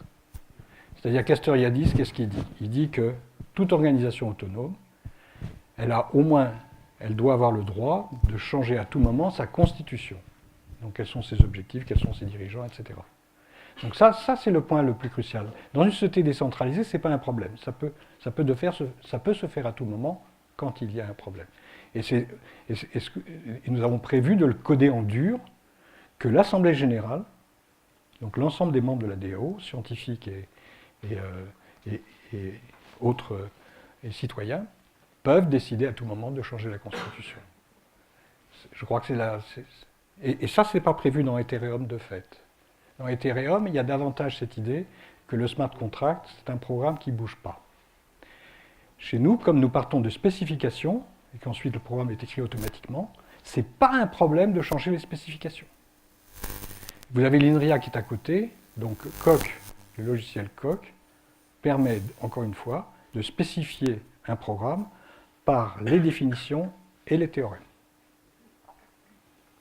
Alors, il va falloir vraiment qu'on change à notre... Mais votre question... donc, allez, il est 20h. Votre question est superbe. Hein. Bon, on va remercier notre conférencier chaleureusement, s'il vous plaît.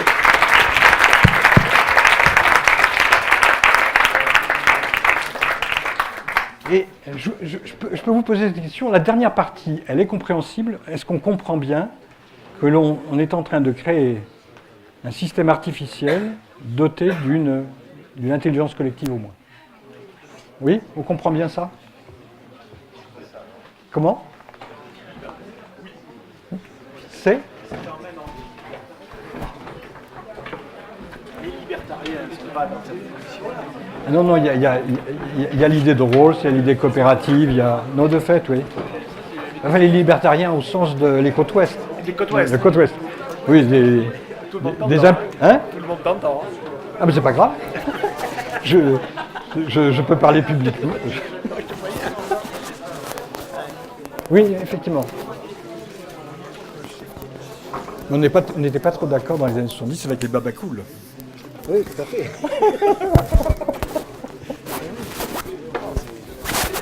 Une belle démonstration d'application des théories. Moi, je suis un émergentiste rien, mais de taille hiérarchique au système collaboratif. Et on peut vraiment le faire de façon décentralisée. À la commission collaborative. Quelqu'un qui veut vous dire quelque chose là, qui a assisté à... Salut Colline. Qui a fait Nuit Blanche. Colline, alors, j'ai récupéré sans qu'il se rende compte son PowerPoint. Je vais pouvoir le sauvegarder en PDF en bonne qualité, comme ça je vous l'envoie. Il ne faut pas lui dire. Bon, t'as compris quelque chose?